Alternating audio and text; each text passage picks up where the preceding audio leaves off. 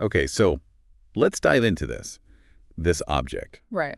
A wine cabinet, supposedly bought online for, like, almost nothing. Yeah. But what came next?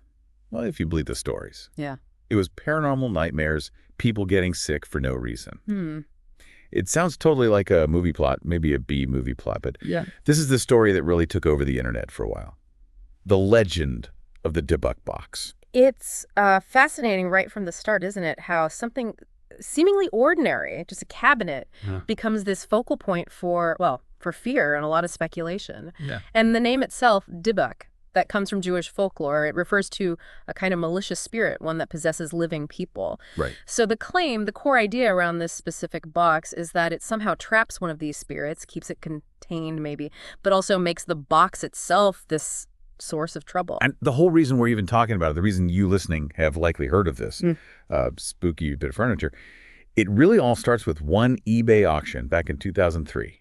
A guy named Kevin Mannis. Exactly. He's the one who kicked this whole thing off. He wrote this story that, well, let's just say it caught people's attention.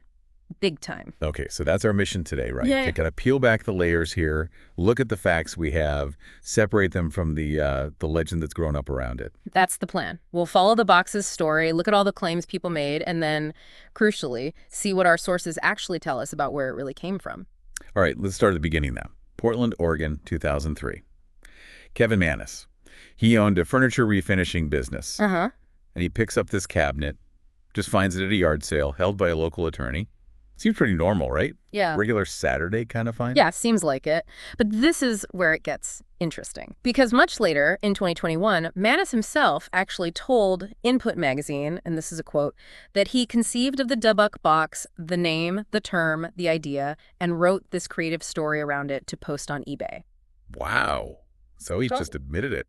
Pretty much. He said the whole foundation of the legend, the trapped spirit, the haunted past, it was all something he deliberately made up. Okay, that changes things dramatically. It really does. So the story he cooked up for eBay, it was about a Holocaust survivor from Poland. That's the narrative he created, yeah. Mhm. This fictional survivor supposedly said the box had this dangerous Dybbuk inside, caused bad luck, terrible nightmares, really unsettling stuff. Definitely a powerful story to attach to an object. Absolutely.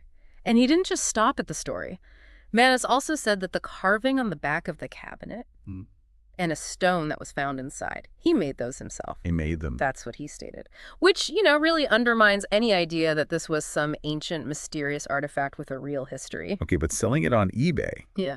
that clearly wasn't the end. It sounds like it was just the beginning. The next owners, they ran with it. Oh, absolutely. And it seems like they took Mannis's original fiction and just amplified it, added their own stories, their own claims of experiencing, strange phenomena. Like a spooky game of telephone. Kind of, yeah. And a really key person in spreading this was Jason Haxton. He was the director of the Museum of Osteopathic Medicine. Right. He created a website, dybbukbox.com. And that site basically became the go-to place for all these stories. It collected everything, built it up, turned the Dybbuk Box into a proper internet legend. Wikipedia mentions it got hundreds of thousands of hits. Hundreds of thousands. That's huge. Does that mean people believed it, or were they just curious about this wild story? Probably a bit of both, It definitely grabbed attention, and then it jumped from the internet to Hollywood. Haxton actually sold the rights to the story. Seriously? Yeah, which led directly to that 2012 movie, The Possession. So this story, which we now know started as a deliberate fiction, it became a major film. That really cemented it in pop culture, didn't it? No question. And then Haxton later gave the cabinet to Zach Bagans. From Ghost Adventures. That's the one, for his haunted museum, which for a lot of viewers added this whole other layer of paranormal street cred. Right. And remember that whole thing in 2018 with Post Malone, the rapper? Vaguely, yeah. What happened? Well, he had a string of bad luck plane issues. Car crash, I think. And his fans started blaming it on him having contact with the Dybbuk Box at Bagans' museum. Wow. So people were really connecting real-world events to this box. It shows just how deep the story had sunk into, public awareness. Incredible how these things catch on. But, okay, Obviously not everyone bought into it. There must have been skeptical voices from the start. Oh, definitely. And it raises that important question, right? How do we deal with these kinds of extraordinary claims? So what did the skeptics say? Well, there are a few angles. Alan S. Mott suggested these stories work because they tap into really basic human fears. Anxieties about chaos and maybe a belief in some kind of supernatural evil explaining bad things. That makes sense. Finding patterns, even spooky ones. Right. And then you had folklorist Jan Harold Brunvand.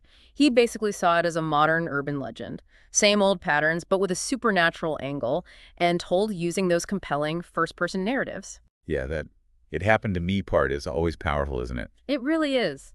Elliot Oring, an anthropology professor, was more blunt. He basically said you have to consciously suspend critical functions to buy the Dybbuk Box story. Ouch. And Reverend Jim Willis, maybe a bit more playfully, called it a very elaborate hoax. But he did add that, admitting that takes all the fun away. Huh. I bet a lot of people feel that way. They enjoy the mystery. But what about the psychology? You mentioned confirmation bias. Exactly. Chris French, he's involved with anomalistic psychology research, suggested that anyone who owned the box was probably already primed to be looking out for bad stuff. So any little negative thing that happened, boom, blame the box. It fits the narrative they already expect. Okay, so we've got the stories, the legend growing, the skeptical takes. But let's go back to the core claim. Debunks. What does actual Jewish folklore say about them being in boxes? Yeah, this is crucial. Ryan Dunning looked into this back in 2014. And he found that the whole idea of a Dybbuk living in a box, it just doesn't fit with traditional Jewish folklore at all. It's nonsensical, as he put it. Really? So what is a Dybbuk traditionally?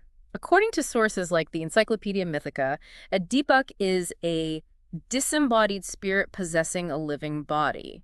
Think demonic possession, basically.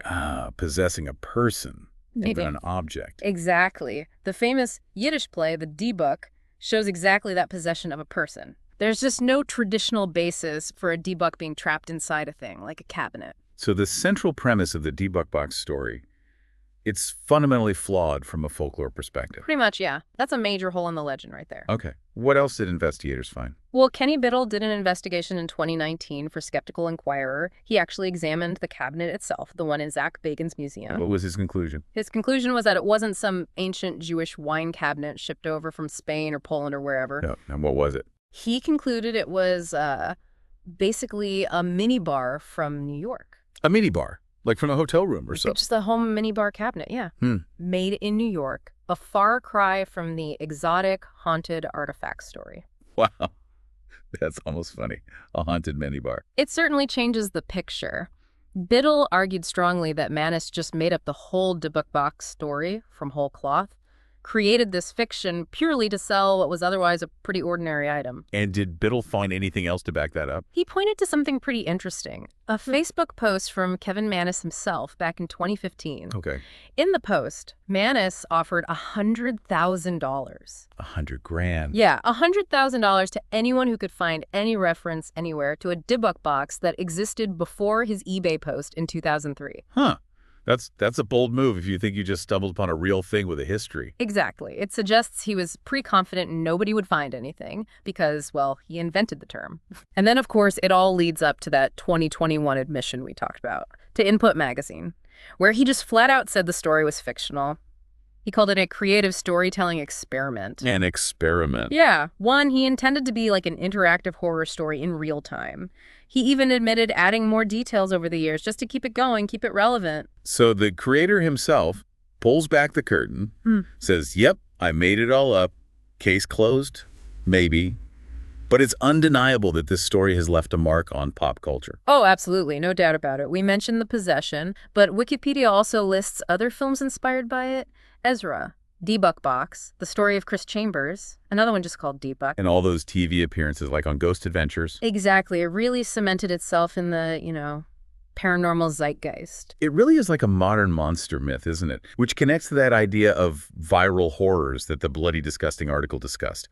The Dybbuk Box seems like a prime example. It really does. The article highlights how these viral stories often pop up in unexpected places online, like an eBay listing, right? It's not a traditional campfire tale. Yeah, that element of surprise finding horror in the mundane probably helped it spread. For sure.